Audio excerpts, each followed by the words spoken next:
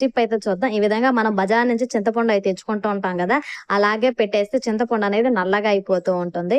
అలా కాకుండా ఉండాలంటే ఈ విధంగా అయితే చేయండి. కింద ఒక బౌల్ అయితే తీసుకొని అందులో కొంచెం కల్లు ఉప్పు అయితే వేసేసి అందులో ఇప్పుడు చింతపండు అయితే వేసేసి ఇప్పుడు ఆ చింతపండులో ఉండే పీచులు, గింజలు అన్నీ తీసేసి ఎండుమిరపకాయలు 2 గాని తుంచి దాంట్లో ఉన్న గింజలు గాని వేస్తే చింతపండు అనేది అసలుకి నల్లబడదండి. ఎన్ని రోజులున్నా అలాగే ఫ్రెష్‌గా ఉంటాదండి.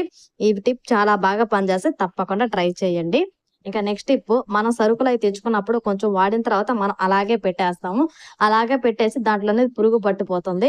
అలా పురుగు పట్టకుండా ఉండాలంటే ఈ విధంగా అయితే చేయండి. ఒక వేస్ట్‌గా ఉండే ఒక వాటర్ బాటిల్ అయితే తీసుకొని దాని పైన చాకు వేడి చేసి ఈ విధంగా అయితే కట్ చేసేసి ఇప్పుడు మనం ఓపెన్ చేసిన దానికి సరుకులకు గాని ఈ విధంగా పెట్టేసి క్యాప్ గాని వేసేసామంటే చూడండి అసలకి గాలి అనేది పోదు అలాగే ఉంటది.